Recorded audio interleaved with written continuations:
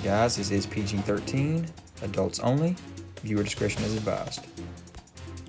So let's start off with Super7, and we're going to talk about first off the Transformers, and why Optimus Prime came with the basketball and the surfboard.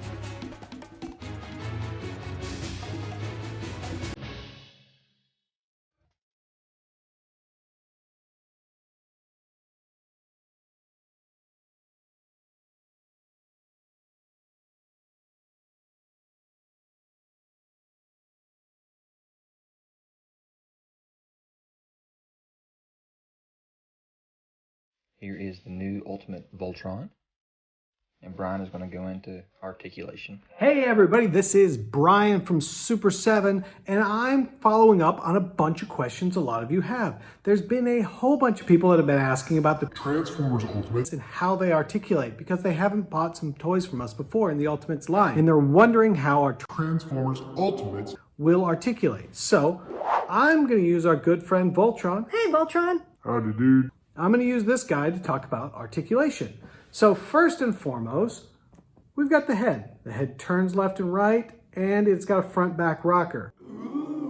Then we go into the shoulders. Now the shoulders on Voltron are slightly different than some of the ones we usually use because of the aesthetics of how we wanted to keep this looking. But in his case, he's got a hidden ball joint in there, so we can go that way, but it mostly goes up and down with the swivel. So you can get the full range of motion, but it's a slightly different joint than we usually use.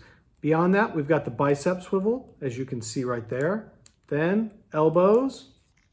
Whoa, elbows. And wrists, and these are usually removable. Then we have here at the torso. Now sometimes this is an ab crunch, sometimes a swivel, sometimes both. But we've got an ab crunch in it and a swivel, but it's mostly a swivel because of the limitations of the design.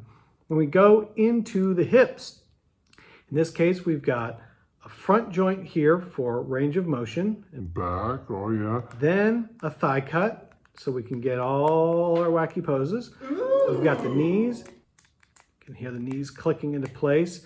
And then at the feet, we've got front to back plus a left-right rocker. So that is a quick overview of Voltron's articulation, and that's what you'll be seeing in Transformers. Obviously, in some of these cases, like shoulders or in the torso, we'll adjust to make sure it makes the aesthetic of the toy look right, first and foremost, and then deal with the articulation. But the goal is to have as much articulation as possible within the Transformers Ultimates figures. Thank you. Now let's talk about re-releases. We already knew they were re-releasing the TMNT Ultimates with repaints, but here they're re-releasing 3 of the sold-out Thundercats. We have Lion-O, Panthro, and Mumm-ra the Ever-Living. So if you guys missed it, you have a chance to get it again. Go out to Big Bad Toy Store, Dork's Hot Toys, Entertainment Earth, or even Super7 to get these things pre-ordered.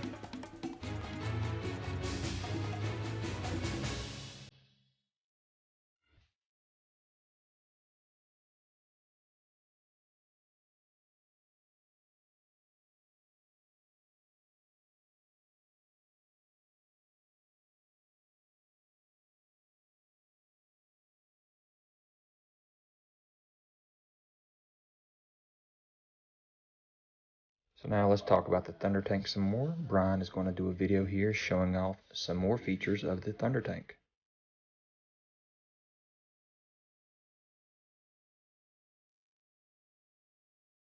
This is Brian from Super7, and we are here to talk to you today about something very special. We're talking about the Thundertank.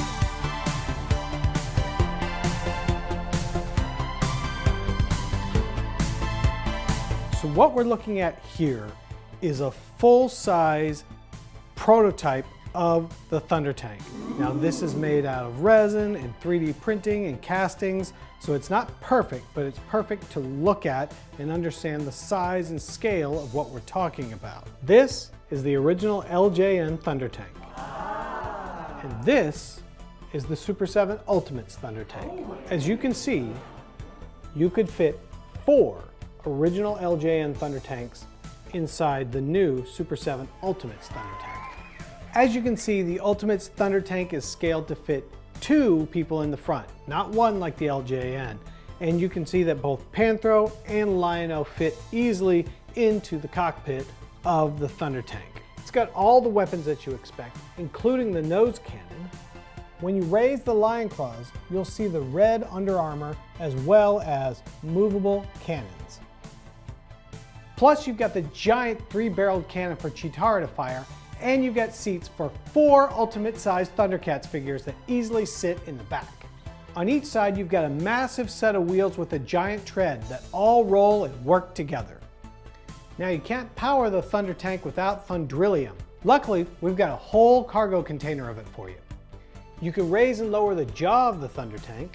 The Thundercat's eyes are cast in glow-in-the-dark plastic, so when you turn out the lights, you can still see this vehicle coming. The Ultimate's Thundertank features working rubber tank treads, rolling wheels with steel axles, an articulated jaw, articulated arms that reveal hidden cannons, a forehead panel with a hidden cannon, 2 different windshields, the armored battle mode windshield and the clear aquatic mode windshield, opening cargo bay doors, seating for 6, a removable swiveling 3-gun turret, a highly detailed cockpit, highly detailed wall paneling, a Thundrillium storage container, cartoon accurate deco, and maybe even a top secret SAMO flange. For all of our international customers, please check the list of our international partners on the website. This will allow you to get cheaper shipping, faster delivery, and avoid VAT and other surcharges. I also want to say thank you to everyone that has supported the Thundercats line and the Thundertank pre-order. This is a behemoth of a project, both literally and figuratively. So thank you again to all the support that we've gotten for this. Without you guys, nothing like this could happen.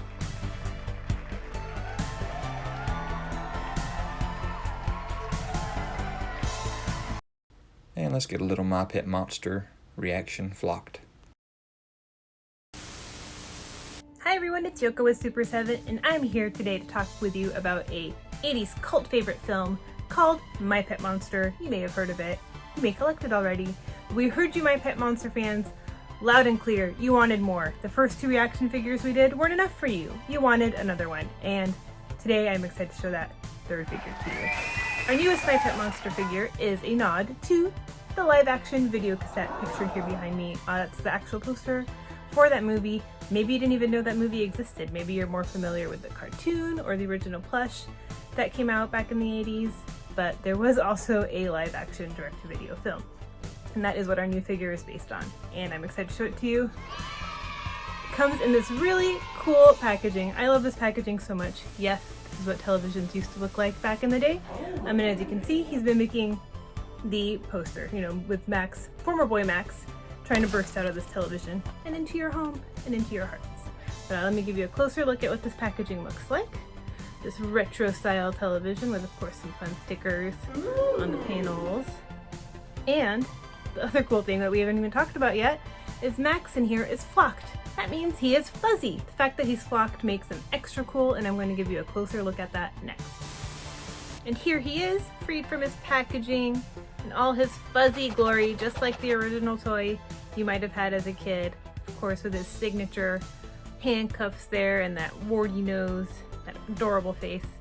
He's really kind of cute for not being so cute, you know? But I love the flocked figure. I think that is such a cool touch. I wonder what else will do flocked in the future, who knows? I really appreciate the special packaging on this one and that it makes it so easy for the figure to come out, and I think I'm going to display him on my shelf like this, standing in front of the box so that I can enjoy both pieces of this collectible item. Flocked My Pet Monster reaction figure, available now on super7.com. Go check it out!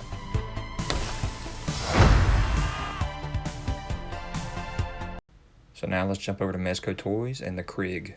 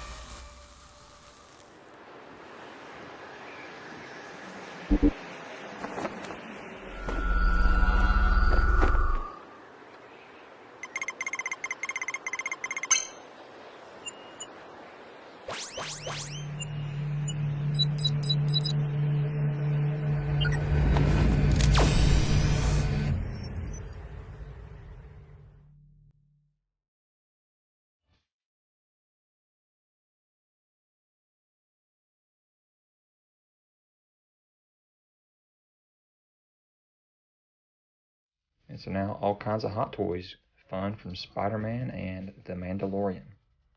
Pause these sections if you want to read these write-ups.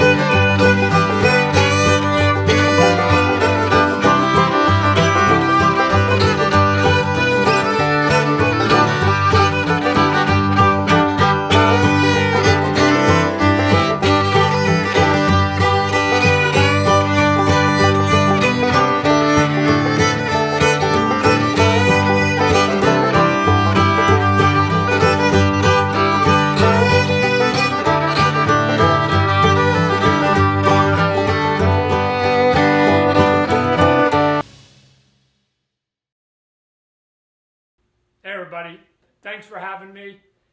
I want to make one thing clear right off the bat. 2021 is going to be the year of Spawn. So now the question is, why am I here? I'm about to give you what I consider, personally, the single biggest news that I can announce since the formation of Image Comic Books, and more importantly, the release of Spawn issue #1. And I don't say that lightly, right? It may seem hyperbolic. I don't believe. Because this plan that I have is not just for now, it is a decades-long plan, and I've been thinking about it for a long time. So let's talk about it. I am going to make 2021 the year of Spawn. You and I have been partners since 1992 on the Spawn comic book for over 315 issues that I just put to bed the other day. Sent it to the printers, 315. You and I have been going down this path called Spawn. And there's been a resurgence of it. 300, second biggest selling book in the entire year of 2019. 301 set a world's record. And the sales since the pandemic have actually been going up anywhere between 200 to 400%. But here's the downside. Number one is that you can only come into your shop once a month if you're a Spawn fan. And number two, if you're less than 28 years old, you've never had an opportunity to buy a Spawn #1. I'm going to correct both of those in 2021, this year, for both of us. So how's that going to work? I'm going to do a one-shot that is going to launch what I am just calling simply Spawn's universe. And from that is going to spill the reason for the other 3 monthly books that I'm going to talk to you about. So there will be a one-shot that is going to launch it, #1, and from that will be 3 new monthly books, each beginning with an issue #1. So let's start at the beginning. In June, it begins. Spawn's Universe #1. It's going to have multiple chapters by multiple teams, and it's going to basically be the impetus as to why I'm expanding into this new publishing venture that is going to now get us a Spawn World book every week. Who's going to help me? How do we get there? How do we do this? Easy. We launch big and we launch hard. How do you get there? You get quality, you get good people, you get good stories, and you get good characters. So let's start at the very beginning. The quality of the characters and the quality of the creators. Let's go with the creators because that's what matters to a lot of people. So who do we have on board? Let me just give you a partial list of the people that have already said yes to doing some work within the books. Let's go. We've got Art Adams, never even touched a page of Spawn in his life, is now going to come out. I'm going to be really excited about him. Carlo Barberi, the current artist on Spawn right now. If you haven't taken a look at his work, you should. You should. It's superhero classic looking stuff, and he's helping to basically keep the sales of that book up. Brett Booth, one of the basically young generations of the kids that was there at the beginning of the foundation of Image, is going to come on and do a couple covers, and I'm going to ink over them, and I've already begun that process. They're going to look good. J. Scott Campbell, not only going to do one cover, he's going to do a series of them, and he's going to show you and introduce you to all the characters that are about to come out and be big. Greg Capullo, what would Spawn be without Greg Capullo? He is the preeminent Spawn artist, bar none. And here's one, write this one down, Donnie Cates, right? I just got off the phone with Donnie not long ago, and Donnie and I have a bit of a surprise up our sleeve, so get ready. Donnie Cates and Todd McFarlane going to team up and do something cool. Jimmy Chung, artist on some of the cool X-Men that you've seen in the past few years, he's already started delivering some pages to me. He's looking good. Mike Del Mundo. Mike Del Mundo is not only a guy who can pencil and ink, but also paints his own pages. When you see what he's done for me, I've seen the first couple issues. They look amazing. Javier Fernandez, I call him Javi. He's got this great moody style. He's been doing a bunch of great work for Batman and some of the stuff on DC, and I think his style is perfect for the world that he's about to jump into. David Finch, fellow Canadian, he and I years ago did a cover together. I pulled his chain a little bit, and he said that he would come and give me some artwork, and we can have some fun again. Kevin Keane, a new young name that I don't think most of you are probably familiar with. I think he's going to be a star in short order. He's coming on, and is helping us with some of the books.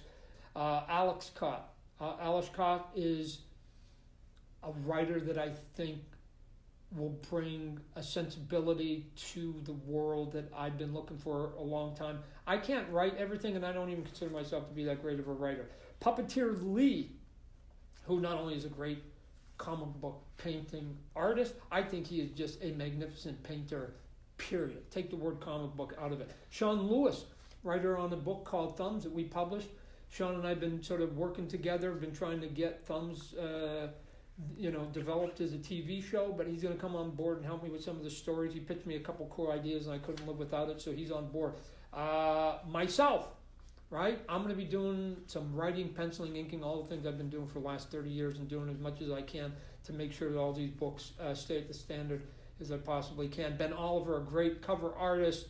I think, again, one of the best in the world, trying to get him to also do some interior pages. Steven Segovia, another X-Men alum. He knows how to do a bunch of people on a page, and I've seen some of his early work, and it is magnificent. Paulo Siqueira, he's, again, another team book guy, done work at Marvel and at DC. His stuff is, his pencils are so tight he doesn't even need an inker. Marcio Takar, if you're not familiar with his work, take a look at what he puts up on his Instagram. He did a page of Wanda and the Vision that blew my mind, but he's also done a lot of work in the past, and he's going to jump on board. That is but a handful, a sampling of the number of people that are coming on the book, and I promise you that I have more, much, much more to bring to you.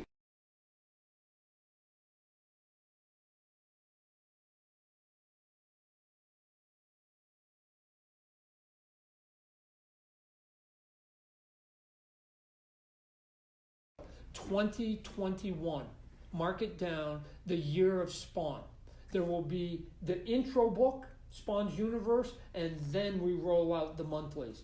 So there will be Spawn, the ongoing book that we've got 315 issues of. There will be King Spawn, the first Spawn #1 that you'll be able to buy in 28 years. We're going to have Gunslinger.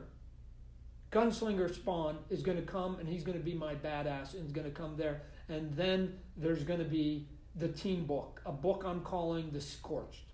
And the reason it's scorched because every one of those characters has been burnt at some point. You're going to see characters like the Gunslinger, Spawn, Medieval Spawn, and if you're going to have a character from Hell, you're going to have to balance that group. You're going to have somebody from Heaven. We're going to have the Redeemer. And then you're going to have all the standby bad guys. We're going to create a bunch of new ones. And so that's what we have in store for you.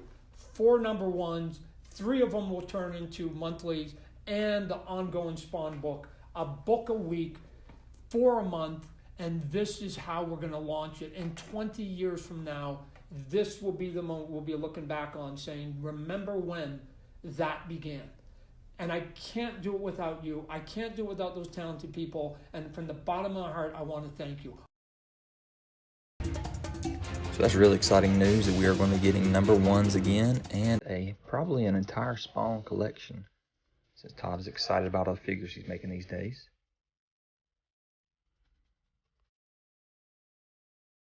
But we did get images of this 12-inch Mortal Kombat 11 Spawn figure this week too.